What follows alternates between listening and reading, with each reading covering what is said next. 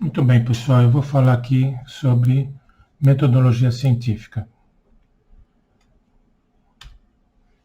É importante que na ciência nós sejamos céticos, ou seja, é fundamental duvidar de tudo que se examina, exigindo-se provas experimentais ou referência de outros trabalhos científicos. É sempre assim que funciona.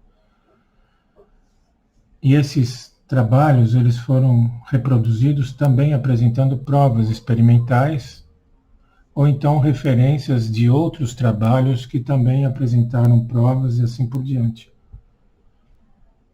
E uma vez que as provas ou referências sejam apresentadas, não existem razões para não aceitar o fato dentro do escopo científico, ok? Ou seja, se você quiser refutar algo, você precisa ter mais provas do que aquelas que você recebeu de quem fez as provas, né? Agora, quando você vai, por exemplo, na religião, por exemplo, no cristianismo, o crer naquilo que não se vê por meio de um processo chamado fé é considerado mais importante na religião do que crer naquilo que se vê. Ou seja, é o contrário do procedimento científico. O comportamento cético de São Tomé, né, que precisou tocar nas feridas de Jesus para acreditar que ele realmente havia sido crucificado, então passou pelo processo de ressurreição. Isso é bem-vindo na ciência, mas não é adequado para o cristianismo. Isso não significa que não se possa ser um cético na ciência e um crente na religião, qualquer que seja a religião, ok? Ou seja, aquela fala de Jesus Cristo, que bem-aventurado é aquele que não vê e crê, é muito mal interpretado pelos cristãos em geral. Na verdade, o que deve ser interpretado é aquele que, mesmo não vendo, é capaz de acreditar, porque até mesmo nos dias de hoje, mas ainda mais nos tempos de Jesus, a ciência tinha muito mais a ser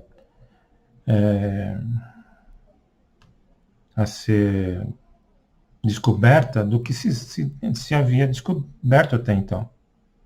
Você não consegue imaginar hoje, nos dias de hoje, como é que a mecânica quântica funciona. A maioria dos cientistas, ou se não a totalidade, não faz nem ideia do que vem a ser a matéria escura, por exemplo. Como é que nós podemos, diante de tanta ignorância, como é que a gente pode imaginar que nós podemos saber tudo do universo a ponto de questionar as coisas de Deus, né, as coisas divinas? Então, é por isso que é bem-aventurado aquele que não vê e mesmo assim consegue crer. Porque até mesmo nos dias de hoje, e ainda mais naqueles tempos, nós somos muito ignorantes sobre as questões da fé, da religião, da divindade e das coisas que estão além da nossa realidade. Mas na ciência é muito importante ser cético. Cético não significa ser ateu. Não significa você necessariamente não ter uma crença dogmática na sua religião, na sua fé. Só que você precisa separar as coisas. Você precisa ser cético na ciência e dogmático na sua religião. Tá? Você não pode ser dogmático na ciência e nem ser cético na sua religião, porque a sua religião vai requisitar alguns aspectos que são dogmáticos, que você vai acreditar por um mecanismo que a fé não aceita, que a ciência não aceita a fé, e as religiões não aceitam o método experimental em todo lugar, a todo momento, né? Aqui eu estou mostrando um vídeo, que eu não vou poder rodar esse vídeo aqui, porque por razões de copyright. Mas nesse vídeo, Carl Sagan, ele alerta sobre os riscos das pessoas ignorantes em termos científicos serem capazes de opinar e tomar decisões que deveriam ser tomadas apenas pelos cientistas, né? Então, tem muita gente que, pelo seu fundamentalismo religioso, ele procura definir, orientar as questões que deveriam ser tomadas pelos cientistas, né? E não pelo fundamentalismo religioso. Porque o fundamentalismo religioso tem um problema aí, né? O fundamentalismo religioso de um vale para um. O fundamentalismo de outro vale para o outro. Então eu não gostaria, por exemplo, se eu fosse um fundamentalista religioso, eu não gostaria que o outro tomasse as decisões do fundamentalismo religioso dele e sobrepassasse ao meu fundamentalismo religioso.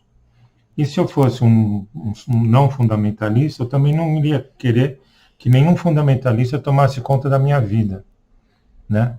Então, o que tem que acontecer é cientistas, de uma forma imparcial e cética, tomarem as decisões. E que se calem os fundamentalistas. Os fundamentalistas não devem tomar decisões, né? Então, aqui nesse vídeo ainda, o Carl Sagan nos alerta por dois perigos, né? Para dois perigos. Nós criamos uma sociedade baseada em ciência e tecnologia, na qual ninguém diz nada sobre ciência e tecnologia, e essa mistura combustível de ignorância e poder, cedo ou tarde, irá explodir na nossa cara.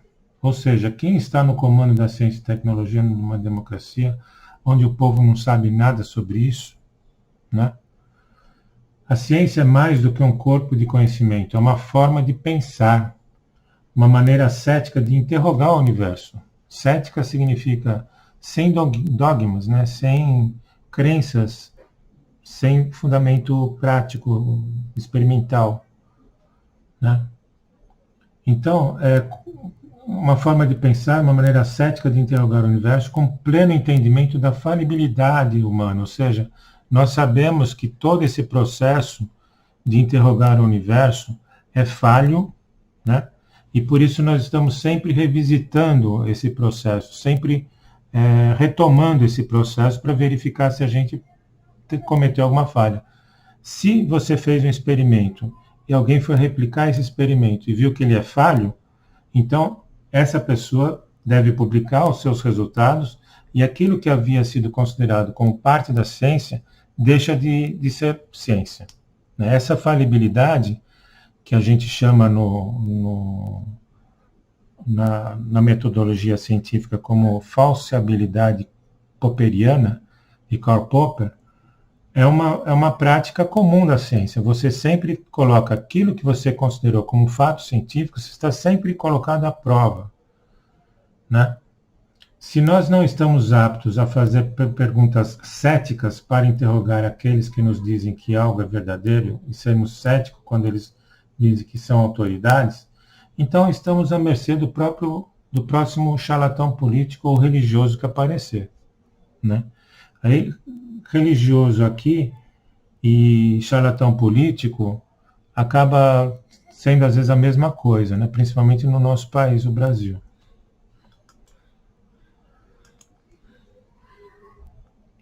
Então, existe um ônus geralmente muito custoso para provar os fatos científicos. Não é fácil ser cientista. Um cientista fica muitas vezes nos seus laboratórios, nos seus cálculos, nos seus raciocínios lógicos e indutivos. Eles sempre ficam muito tempo analisando os seus resultados experimentais e fazendo revisão de literatura, buscando outros cientistas que já passaram pelo mesmo caminho que ele está tentando passar.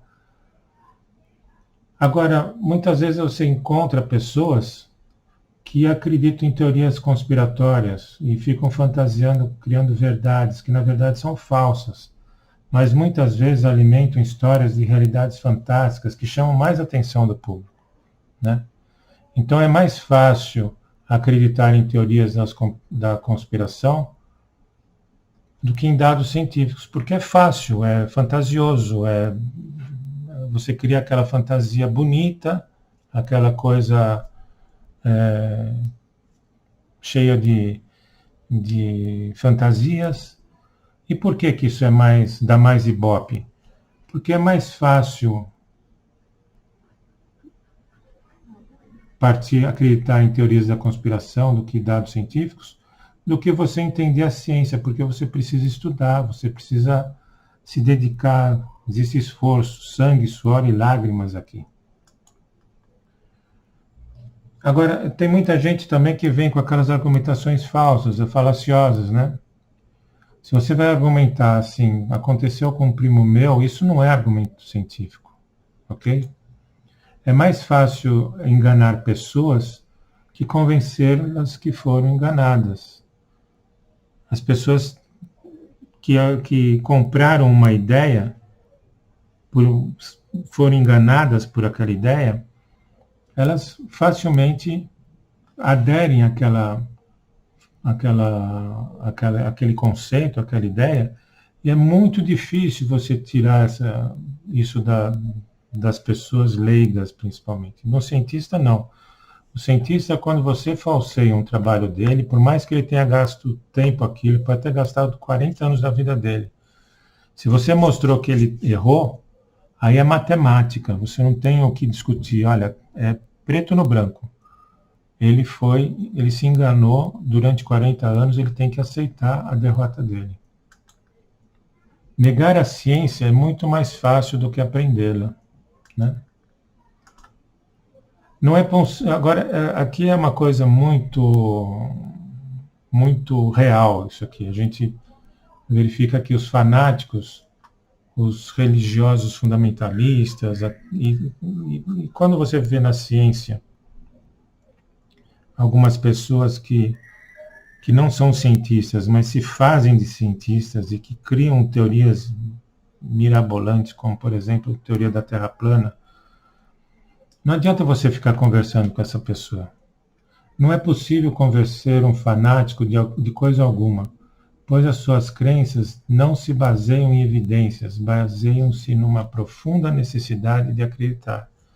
Então, um terraplanista, não adianta você querer provar que a Terra é redonda para ele, porque ele quer acreditar, ele tem a necessidade de acreditar que a Terra seja plana, porque isso alimenta muitas de suas fantasias, sejam elas religiosas, sejam elas de natureza assim, de fantasia para as especulações dele, ou seja, para dizer que existe um sistema global que está conspirando contra a população mundial e está querendo enganar. Quer dizer, ele cria todas essas discussões absurdas para ele sustentar aquela profunda necessidade de acreditar naquela teoria fantasiosa e falsa dele e dos grupos que ele representa ou que participa. A verdade pode ser intrigante, pode dar algum trabalho lidar com ela, pode ser contraintuitiva, ela pode contradizer preconceitos profundamente enraizados, pode não se coadunar com o que queremos desesperadamente que seja verdade. Mas as nossas preferências não determinam o que é verdade. Então, mesmo que ela não coadune com o que queremos desesperadamente que seja verdade, porque, por exemplo, você está querendo buscar a cura de uma doença, e você precisa daquele resultado para salvar vidas, e vidas não de milhares, mas de milhões de pessoas no mundo. Então você está precisando, então você quer que aquilo aconteça porque você precisa de dinheiro para suas pesquisas. E você quer reconhecimento. E reconhecimento vai gerar mais investimentos na sua pesquisa. Mas não adianta. as nossas preferências, as nossas vontades, os nossos desejos não determinam o que é verdade ou o que não é verdade. Existem duas maneiras de ser enganado. Uma é acreditar no que não é verdade, né? Você pode acreditar naquilo que não é verdade. Outra é recusar-se a acreditar na verdade. Então, aqui voltando no ceticismo, a ciência está em busca do que o universo realmente é, não daquilo que nos faz sentir bem. Não é naquilo que você consegue ter sucesso ou felicidade. Isso pode decepcionar muita gente e tem sido causa de charlatanismo. Quer dizer, você tem charlatões que ficam criando teorias absurdas, mas isso não é ciência. A ciência está em busca da verdade sobre o universo. O método científico funciona como um checkmate no xadrez. Uma vez que a comprovação experimental é obtida, cabe ao oponente, às outras pessoas, às pessoas leigas ou cientistas, outros pesquisadores, que defendiam outras ideias, aceitar a sua derrota, pelo menos provisoriamente, até que essas pessoas consigam rebater ou falsear a hipótese que foi anteriormente considerada. Não havendo o falseamento da hipótese, tudo o que resta ao oponente é se calar, aí é olhar para o tabuleiro do xadrez e falar assim, você ganhou o jogo mesmo, né? Pelo menos até que no ano que vem eu consiga reproduzir os seus experimentos e verificar que aqui você tinha pulado uma etapa importante, eu estou falseando o seu trabalho, né? E aqui também tem uma questão da inteligência versus sabedoria, né? Pesquisadores de algumas áreas da ciência parecem se especializar apenas na nomenclatura e classificação das suas observações e no acúmulo dos dados obtidos. É lógico que isso é importante, mas a pesquisa não pode se limitar apenas aos dados. É preciso processá-los e obter resultados com objetivos práticos, né? Existe um cientista, creio que foi Rutherford, que dizia que toda a ciência ou é física ou é uma coleção de selos. E é disso que eu estou falando aqui, né? Quer dizer, você tem muitas áreas da ciência que se preocupam apenas pela classificação. Por exemplo, botânica classifica os vegetais, a fisiologia vegetal, né? Aí você entra numa floresta, o biólogo entra numa floresta, faz um levantamento florístico, classifica todas as plantas que tem naquele segmento de floresta que ele analisou e sai daquela floresta feliz da vida como tendo realizado o seu trabalho com perfeição. Um físico não vê dessa forma. O físico simplesmente viu que ele fez um levantamento de dados, né? E que para ele fazer ciência de verdade, ele teria que, além de fazer o levantamento das espécies e tudo mais, ele teria que entender profundamente como cada espécie ali que está funcionando, como que ela se relaciona com os mecanismos simbióticos, né, de relacionamento com as outras, relacionamento mútuo entre as espécies, né? E a questão da biologia das populações, e também precisa aprofundar esse raciocínio até a atomística, até a biologia molecular, entender como que a biologia molecular funciona. Aí sim você pode dizer que você fez tudo nessa área de floresta, né? Então, saber muito não lhe torna inteligente. A inteligência se traduz na forma como você recolhe, julga, maneja e, sobretudo, onde e como aplica essa informação. Algumas vezes a pesquisa científica funciona assim: buscamos respostas para todas as questões, até mesmo para aquelas questões que não nos parecem muito relevantes. A razão para isso é que somente sabemos que uma questão é útil ou relevante depois que obtemos as respostas e pesquisamos sobre as suas possíveis aplicações. Então, isso é muito visível na política, né?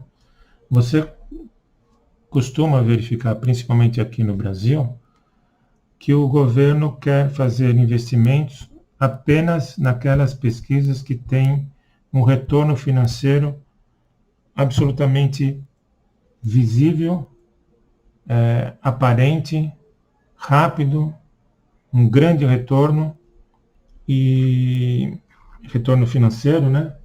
E esquece todas essas pesquisas teóricas, essas pesquisas que aparentemente não levam a nada. Mas se você for verificar, a ciência não pode funcionar assim.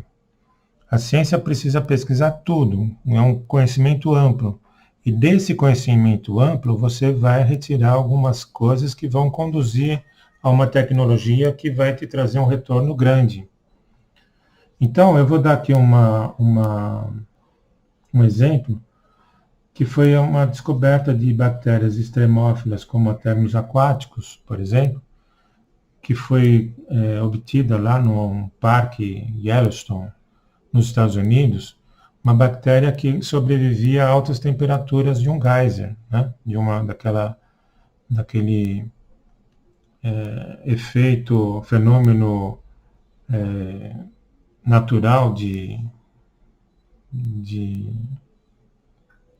daqueles jarros de água que saem do chão.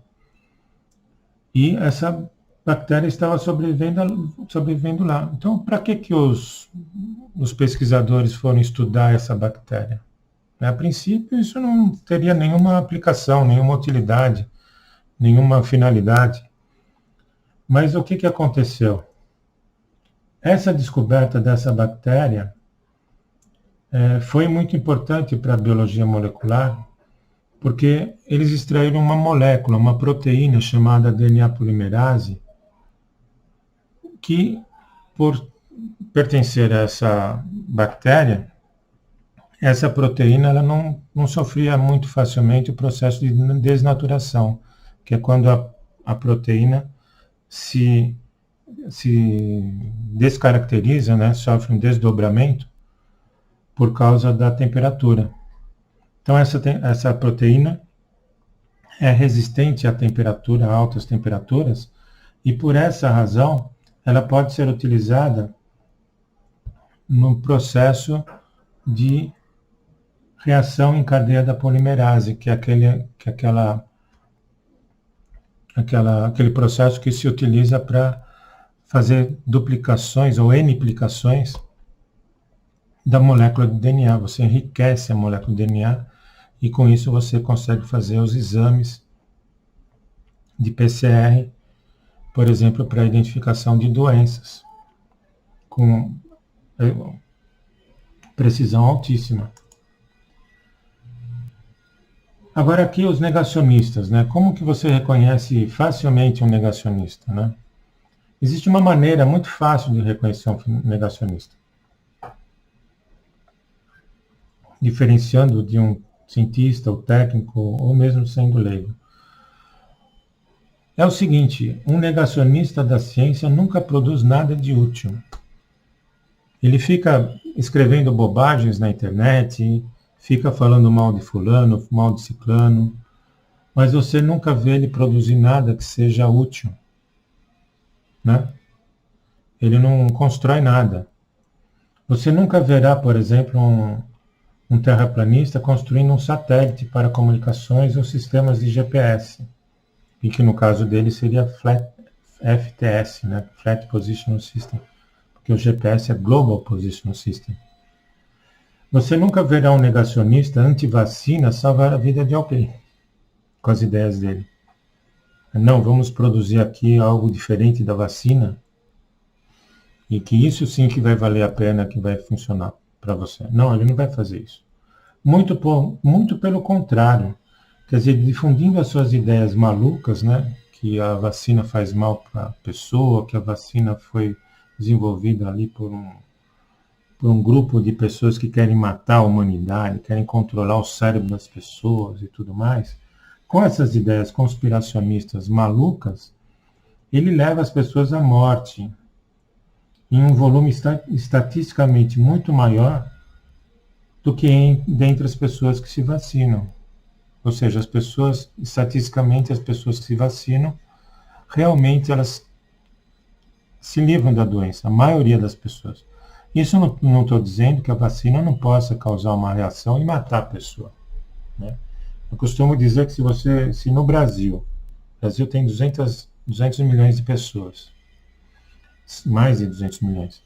Se você distribuir água mineral, garrafinhas de água mineral para toda a população brasileira, você vai ter uma ou outra pessoa que vai se engasgar com a água mineral e vai morrer. Aí você vai falar, morreu por causa da água mineral. Não, aquela pessoa morreu por uma causalidade, por uma fatalidade, né? A pessoa adquire aquela água, engasga, morre, mas não foi porque a água mineral faz mal para a saúde. Não. Agora, qual é a porcentagem de pessoas que morreram por tomarem água mineral da garrafinha entregue pelo governo? É mínima, né?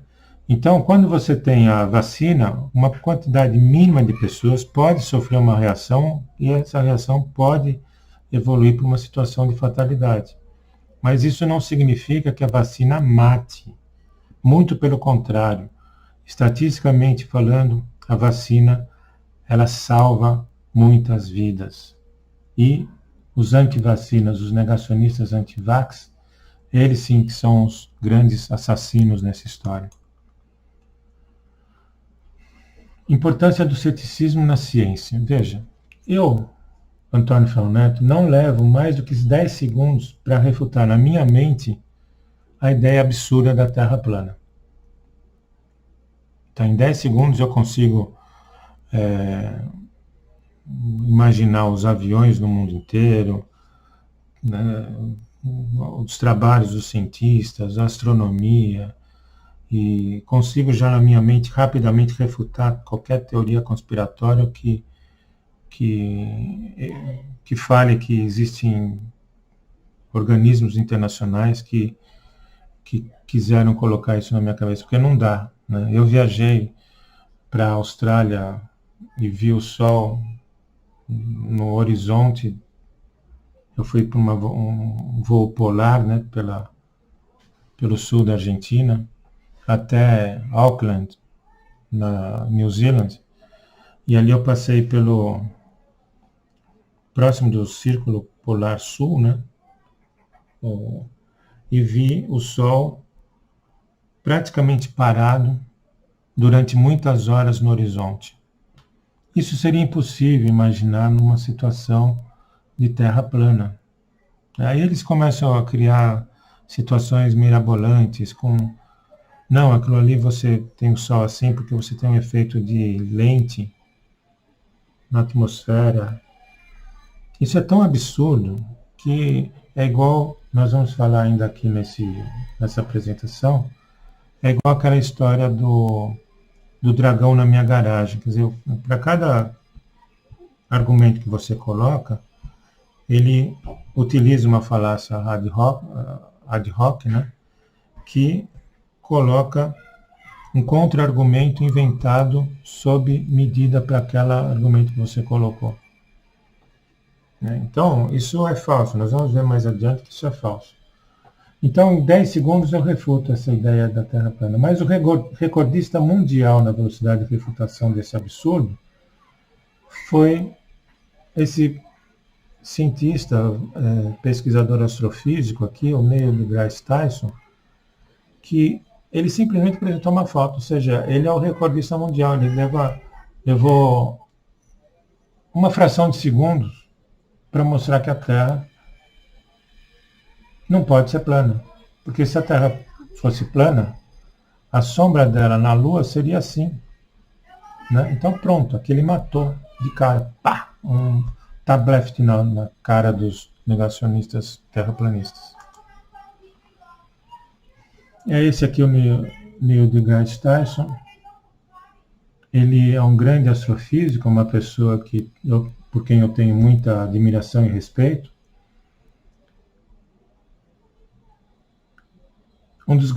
Aqui ele fala, né? Um dos grandes desafios desse mundo é saber o suficiente sobre um assunto para pensar que você está certo, mas não o suficiente para saber que está errado sobre esse assunto. E aqui ele fala das 3 verdades, né? Que ele acredita. Existem 3 categorias de verdade: as verdades pessoais, as verdades políticas e as verdades objetivas que moldam a nossa compreensão do universo. O interessante sobre uma verdade objetiva é que ela é verdadeira, não importa o que se possa imaginar. Então, o que são verdades objetivas? São estabelecidas por evidências. Ou seja, se você evidenciou um fato por uma verdade objetiva, não há, ela é verdade, não tem, você viu aquilo, né? Você experimentou aquilo, não há o que se discutir sobre aquilo, a menos que você consiga fazer um outro experimento que falseie aquela sua observação. Porque a sua primeira observação não foi suficientemente profunda para você conseguir fazer as suas conclusões de uma forma cientificamente precisa. Já as verdades pessoais são aquelas que são obtidas pelo processo da fé. Você acredita naquilo de uma forma dogmática, pela fé. E as verdades políticas são aquelas verdades por repetição incessante, né? São aquelas verdades que você bate uma estaca no seu cérebro desde o seu nascimento e você passa a acreditar naquilo por uma questão de osmose, né? Você acredita naquilo e muitas vezes é difícil você quebrar essa verdade política, é difícil você se livrar dela quando você precisa, quando ela entrar em conflito com uma verdade objetiva, por exemplo, que você tem que sair daquela sua visão e entrar numa outra visão. Por exemplo, durante muitos séculos, né, nós tivemos a mecânica de Newton como sendo uma verdade absoluta, né? E por causa do que representou Isaac Newton, né? Da majestade da sua teoria, da sua mecânica, das suas escritas, aqui o Isaac Newton se transformou em um guru da ciência por séculos, né? E isso foi repetido, e foi estudado, e foi verificado, né? A mecânica newtoniana, ela é utilizada até hoje na engenharia mecânica, por exemplo, para você projetar máquinas, equipamentos, você usa a mecânica newtoniana, né? As 3 leis de Newton. Só que quando surgiu Einstein e os outros colaboradores da teoria da relatividade especial e a geral, né, a restrita e a geral, isso quebrou aquele paradigma de Newton, né? Então, aquela verdade política que foi adquirida por repetição incessante foi quebrada, aquele paradigma, para o caso de você ter velocidades da luz extremamente elevadas ou grandes massas, né? Grandes corpos celestes. Então, aqui a verdade política, ela é obtida por repetição incessante, e a gente tem também isso nos princípios e leis da física, nos princípios da geometria, por exemplo, né? Você tem essas verdades políticas que, de tanto você verificar que aquilo lá ocorre na verdade, você admite isso como sendo algo verdadeiro, é uma verdade. Mas nem sempre essa verdade ela pode ser estendida ad infinito, para tudo, para sempre, ou para sempre. Então, o bom da ciência é que ela é verdadeira, quer você acredite nela ou não. Um cético adequado questiona o que não tem certeza, mas reconhece quando são apresentadas evidências válidas para ele mudar de ideia. Estar certo não é bom o suficiente, você precisa ser também eficaz. Quanto menos você estiver conectado ao que é objetivamente verdadeiro, menor será a probabilidade de tomar decisões que o beneficiarão na sua vida, a vida de sua família e até a própria civilização. Aqui Einstein, a visão de Einstein de ciência versus religião. A ciência sem a religião é manca, a religião sem a ciência é cega. Até os dias de hoje, o homem não conseguiu se aproximar de Deus pelo método científico. São caminhos diferentes, não necessariamente antagônicos. Se você colocar a fé acima da razão, você se transforma num fundamentalista.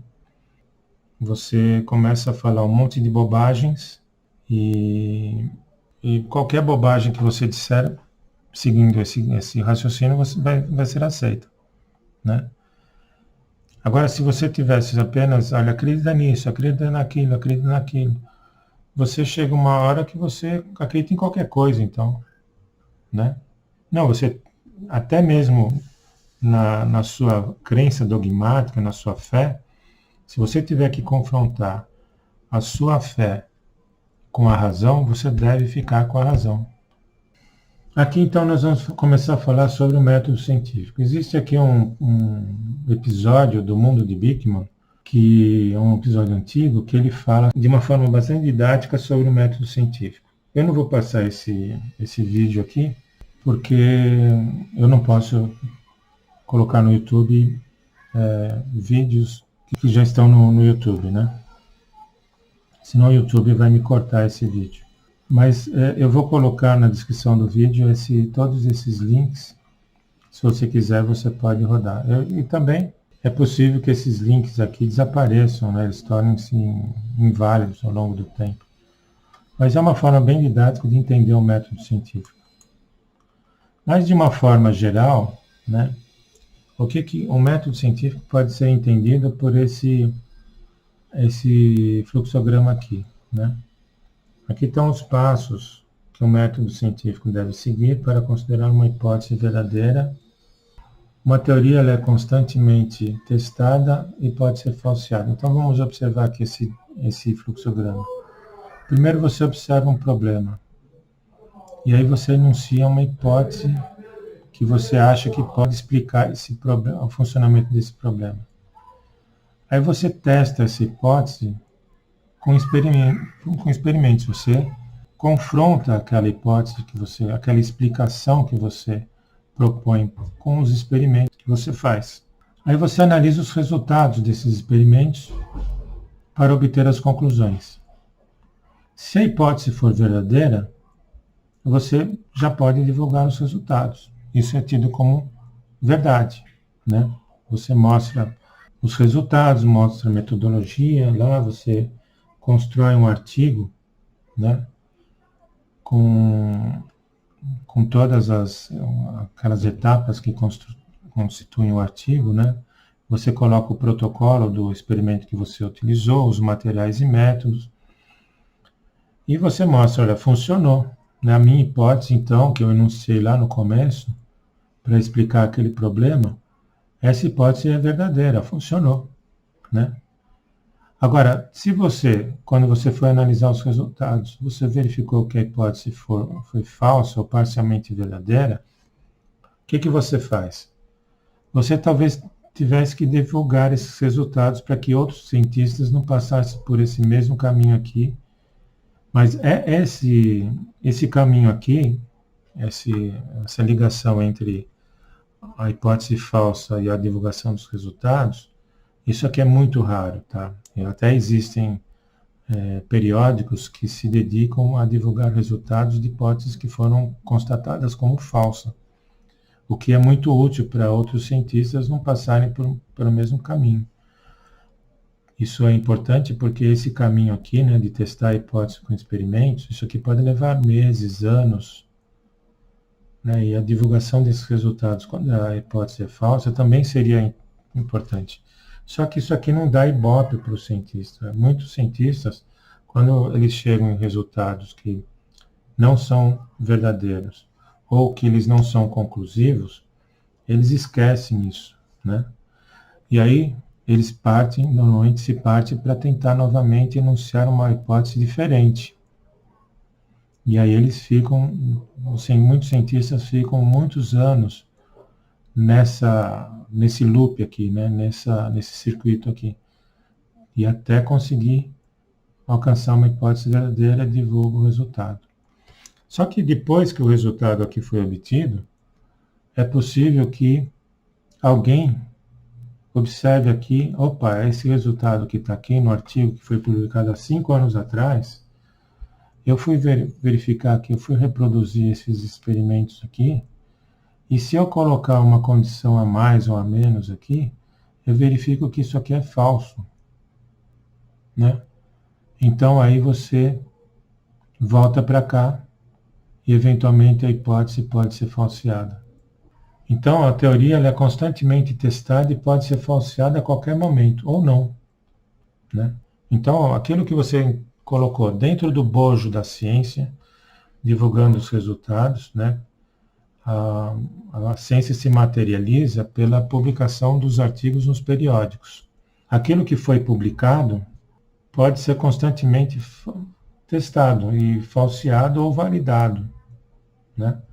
Normalmente uma teoria, quando ela está muito tempo, foi divulgada há muito tempo, foi testada massivamente, muitos e muitos anos, décadas, séculos até, ela se torna mais relevante, mais importante, mais famosa e se transforma num fato científico, né? Então, uma vez que a gente está sempre com essa possibilidade de voltar atrás na ciência, né, na teoria científica, é por isso que nós chamamos que a ciência é feita de verdades provisórias.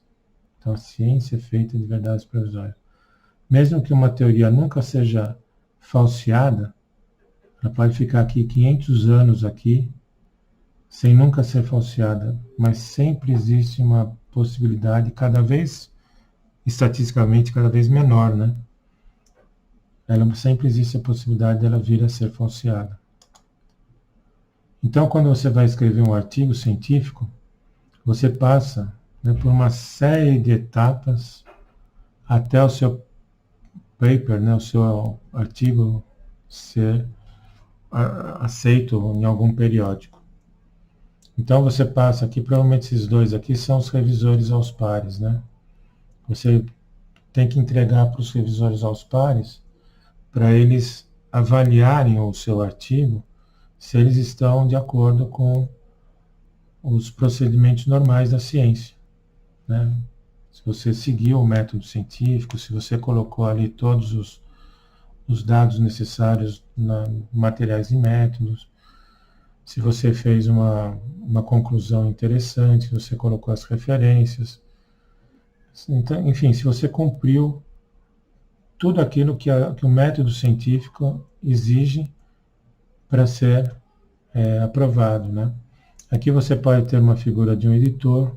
O editor ele vai dizer se aquele artigo cumpriu as normas daquele periódico. Se você quer que aquele artigo seja gratuito, você tem que ter dinheiro para pagar. Enfim, se aquele artigo não foi suficientemente atraente para a sua revista, ele não está aderente ao assunto que aquela revista está, aquele periódico, né, está esperando, aquele seu artigo pode ser simplesmente rejeitado por conta disso, não por ele não ser um artigo bom, não ser um artigo importante para a ciência, mas para aquele periódico ele pode não ser interessante. Tá? E tem aí a questão da filiação, é muito mais fácil você sendo filiado por uma universidade de renome, você ter aquele artigo aceito, dependendo do seu orientador, enfim, uma série de questões. Então aqui está a anatomia de um artigo científico, né? Ou seja, o formato, a forma de um artigo científico. Ele tem um título, a autoria, que é você, os coautores, o orientador, os cooperadores do artigo, a afiliação, que seria a universidade no qual você está afiliado, os seus coautores e os colaboradores e o orientador ou orientadores. Todo artigo tem um resumo, ele pode ter palavras-chave, né? Ele tem uma introdução logo no começo. Esse resumo aqui, ele é um resumo de todo o artigo, tá? Ele tem partes que estão na introdução, partes que estão em resultados, em discussão. Ele faz um abstract, um resumo de todo o artigo. Normalmente, quando você tem um artigo que é pago, esses dois quadros aqui, eles são disponibilizados publicamente. Então, o resumo, ele ajuda a pessoa a saber do que se trata o artigo inteiro. E aqui tem falhas, tá? Quando a gente faz uma pesquisa somente olhando o resumo, por falha dos autores, às vezes o resumo não traduz bem o que tem no restante do artigo. Parece até propaganda enganosa. Mas o ideal é que o resumo ele traduza o que tem o conteúdo do artigo todo. Então ele tem uma pequena introdução teórica, né, dos trabalhos que já foram feitos, né, revisão de literatura, quais são os objetivos daquele artigo.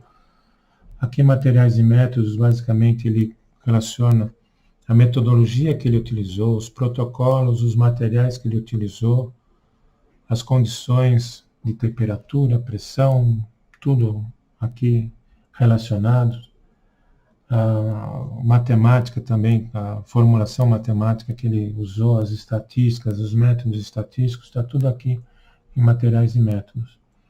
Os resultados é aquilo que ele obteve. Então aqui ele fez a experimentação e aqui ele vai plotar os resultados, os gráficos, os números, as tabelas, e ele vai aqui também deixar os resultados de uma forma bem digerível para o leitor, né?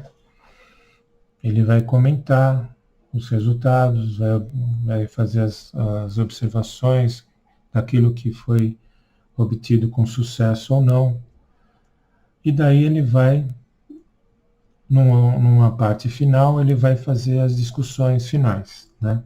Aqui ele pode falar de trabalhos futuros, né, que ele observou que tem aqui um buraco aqui para ser preenchido por pesquisas futuras, né?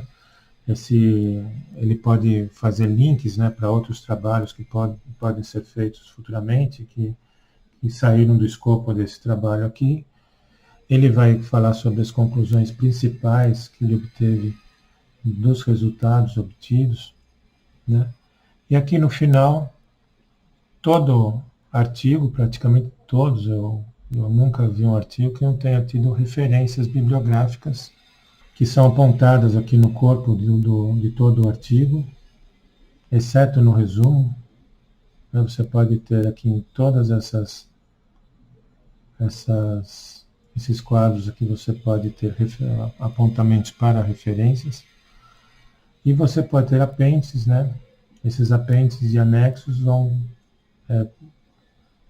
possuir tabelas, gráficos que não foram tão relevantes de se colocar no corpo do artigo principal. Você coloca aqueles que são mais resumidos, mais compactos, mais relevantes aqui, e aquelas tabelas, gráficos e dados em geral que você não achou tão relevante colocar no meio do artigo, você coloca como anexos. Esses anexos podem ser links para bancos de dados, links para drive virtual, tabelas em drive virtual, planilhas em drive virtual, etc. Pode ser softwares também, que de repente você fez um programa e você quer listar esse programa, e você pode colocar isso como anexo. Você não lista o o programa no meio do programa do artigo, porque isso vai simplesmente ocupar muito espaço e isso não é relevante para o leitor que está querendo ler o conteúdo do artigo. Então, aqui nós vamos falar sobre a maturidade da teoria científica. Então, nós vimos esse gráfico, esse fluxograma aqui, né? E uma das formas de você avaliar a maturidade de uma teoria científica é verificar se ela produziu ou não um bom número de aplicações tecnológicas, né? Além do tempo de vida dessa teoria não ter sido falsificada, né, ou falseada durante muito tempo, se ela produziu tecnologias, isso significa que ela tem uma força maior, né, que ela é uma boa teoria. É muito difícil refutar teorias que tenham produzido um bom número de aplicações tecnológicas. Mas isso pode acontecer. Foi o que aconteceu com a mecânica de Newton, como eu falei há pouco. Mas aqui aconteceu uma delimitação de escopo quanto à velocidade, o que não produziu muitos impactos tecnológicos. Então, na tecnologia, a teoria da relatividade, normalmente ela se aplica apenas para velocidades altíssimas, né, comparáveis com a da luz. Então, para velocidades baixas, onde se aplica totalmente a mecânica de Newton, você tem essa mecânica sendo válida como sempre foi válida. Então, apenas você delimita o escopo e você consegue considerar a mecânica newtoniana e a mecânica relativística, cada uma no seu escopo. Uma boa teoria científica não deve apenas ser um conjunto de explicações sobre fatos observados na natureza. É preciso que ela seja capaz de fazer previsões e ser aplicável na prática. Somente assim nós podemos dizer que essa é uma teoria cientificamente consagrada. Então, tem muitas teorias que foram construídas e que no começo elas foram muito criticadas, né? Por exemplo, a teoria da evolução de Charles Darwin. Essa teoria, quando ela foi lançada, por razões religiosas e por razões de dar voz a pessoas leigas, essa teoria foi muito criticada, né? Que o homem veio do macaco. Não, o homem nunca veio do macaco, né? A teoria da evolução não diz que o homem veio do macaco.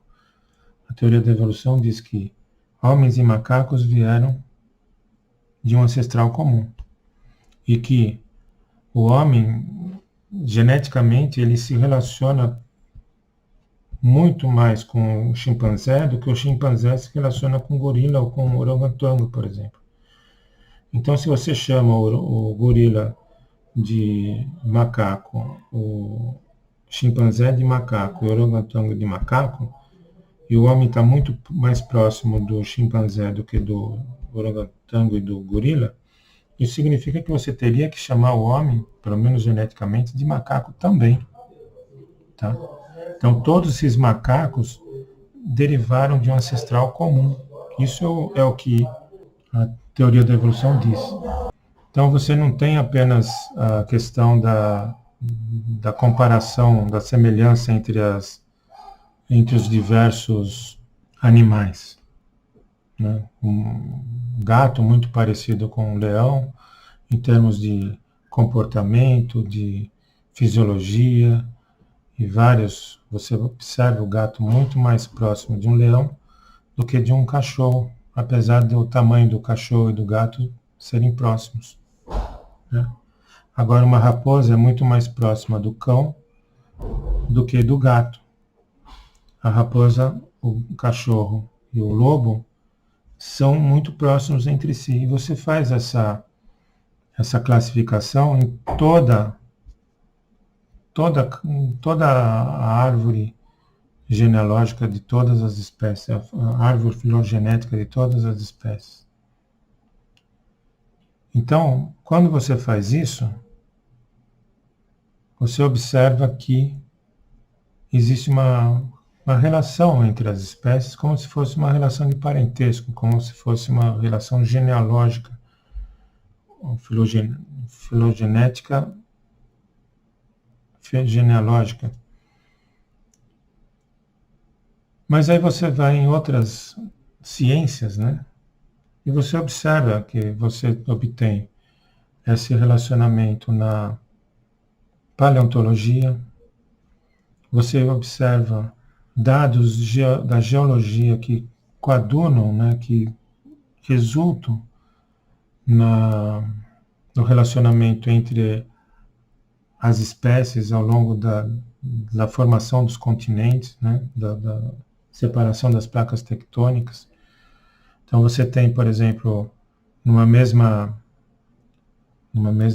área do Brasil, que esteve junta com a África há milhões de anos, você verifica que aquele território que tinha o mesmo tipo de terreno e que se rachou, né, que se separou da Brasil da África, essa mesma região, por exemplo, no Nordeste, tinha uma espécie que vivia naquela época.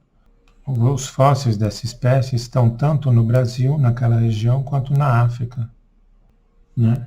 E não tem como contrariar que você tem a questão da estratigrafia, né, dos ossos ao longo das camadas, e ali você tem quase que uma linha de tempo, uma linha temporal para o aparecimento de espécies, conforme aquilo que se determina, por exemplo, na genética. A genética mostra o datamento das espécies ao longo, isso está escrito nos genes, né? Existe um relógio genético nos nossos genes. Nós temos trechos do nosso DNA que são reptilianos. Há regiões morfológicas que são reptilianos. O nosso cérebro mais primitivo é chamado de cérebro reptiliano. Então, não tem como você fazer uma contradita, né, uma contraposição de fatos, e todos eles convergem para o mesmo fato científico, que é a evolução das espécies. Aqui é importante, né? Não se refuta a ciência com opinião. Se você tem uma opinião, ótimo. Ótimo, é bom você ter opiniões. Agora, a sua opinião ou a minha opinião não são suficientes para refutarmos a ciência. Os cientistas se esforçam muito para conseguir comprovar as suas hipóteses.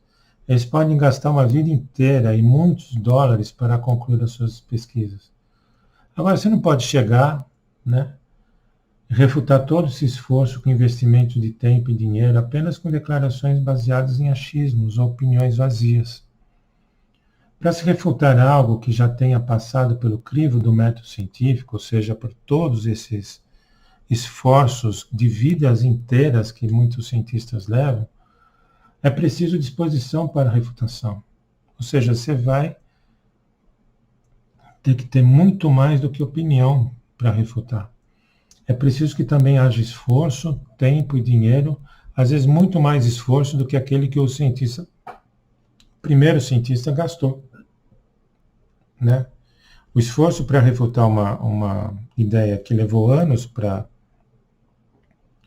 ser construída, muitas vezes esse esforço tem que ser maior, tem que levar mais anos e mais dinheiro e mais tempo do que o que o primeiro cientista levou. Portanto, ciência não só se refuta com mais ciência. Ou seja, experimentos só se refutam com mais experimentos. Experimentos mais elucidativos, experimentos mais relevantes, esses sim são importantes para a ciência, não mera opiniões, até mesmo porque opinião, elas podem ser enganosas.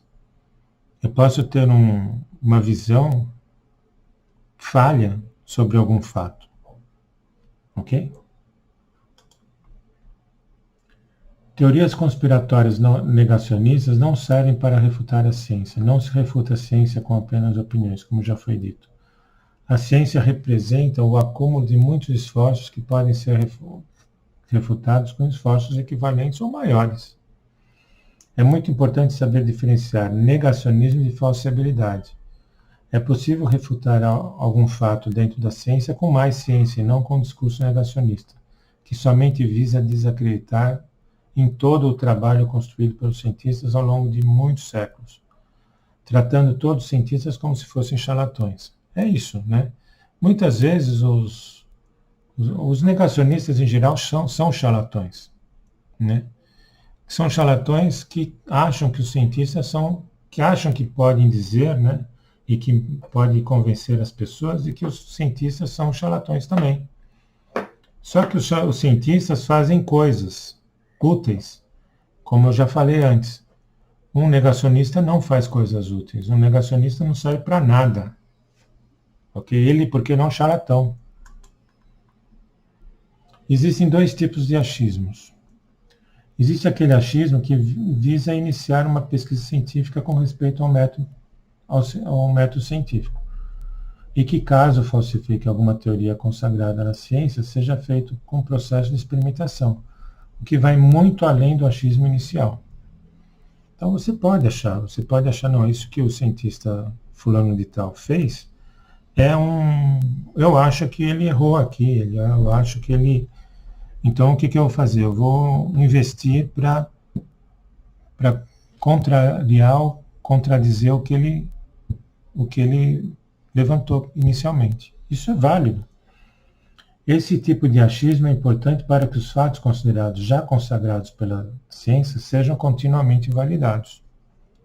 Agora, existe aquele achismo que não leva em consideração os esforços realizados pelos pesquisadores. É um achismo sustentado por fantasias e neuroses. É uma característica desse tipo de achismo que nada se constrói com ele. Muito pelo contrário. Esse tipo de achismo, como a gente já falou, pode destruir vidas e destruir o desenvolvimento tecnológico, educacional, etc. Não tenha medo de pensar diferente dos outros. Não tenha medo de pensar diferente dos outros. Tenha medo de pensar igual e descobrir que todos estão errados. Essa é de Queiroz. O que o rebanho mais odeia é aquele que pensa de forma diferente. Não é tanto a própria opinião, mas a audácia de querer pensar por si mesmo, algo que eles não sabem fazer. Arthur Schopenhauer. Bom, aqui então nós estamos falando da necessidade de você pensar diferente, né? Quer dizer, é diferente do achismo irracional. O racismo irracional, esse deve ser refutado, né? Que é esse racismo que a gente viu aqui anteriormente. Esse achismo sustentado por fantasias e neuroses. Mas esse achismo aqui, que visa iniciar uma pesquisa com respeito ao método científico, para que eventualmente falsifique alguma teoria consagrada, isso aqui é importante para você criar coisas novas, né? Então, é isso que a gente está falando aqui, né? Ignorância e heresia. É muito difícil você vencer obstáculos para ser um inovador. É muito difícil sair da caixa. É muito difícil deixar de ser um igual a todos. A ciência é feita de verdades provisórias. Aqui eu estou falando de Karl Popper, né? Mas sofre muita resistência para as mudanças. Os pioneiros da ciência são muitas vezes massacrados e alguns morrem antes de terem sido reconhecidos, como, por exemplo, foi Gregor Mendel, o pai da genética. Então, quando você pensa diferente, por exemplo, aqui você tem o enforcamento de todos que pensam igual, né, pensam como uma vela acesa, e é levado aqui para ser enforcado o que pensa como uma lâmpada, um inovador, né? Nessa outra charge aqui, você tem um cara azul que vem aqui nesse grupo de pessoas que tem uma cor neutra aqui, uma cor cinza. Aí eles falam, olha, eu tive uma ideia. Ele fala, eu tive uma ideia diferente de todos vocês. E aí ele é atacado, xingado, maltratado, fala-se muito mal dele, e ele é isolado dos outros, né? Até que com o tempo ele vai abandonando a sua ideia original, ele vai deixando de ser azul, vai ficando acinzentado, até que ele se transforma no igual, e aceito por todos. Ou seja, para você ser inovador, você tem que ser um cara corajoso, um cara que seja persistente. Mas é muito bom que você respeite a ciência. É muito bom que você mantenha as suas ideias, mas sempre olhando para a ciência, sempre com o pé no método experimental e falando, olha, aqui eu tenho uma novidade, mas eu não estou refutando tudo aquilo que a ciência construiu.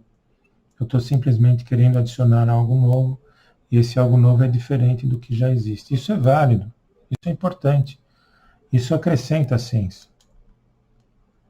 Agora aqui eu vou falar sobre O Dragão em Minha Garagem, de Carl Sagan. Esse texto está nesse livro, O Mundo Assombrado pelos Demônios, de Carl Sagan, no capítulo 10. Né? Esse aqui é a referência do livro. E esse texto está no capítulo 10. Então ele começa assim: um dragão que cospe fogo pelas ventas vive na minha garagem.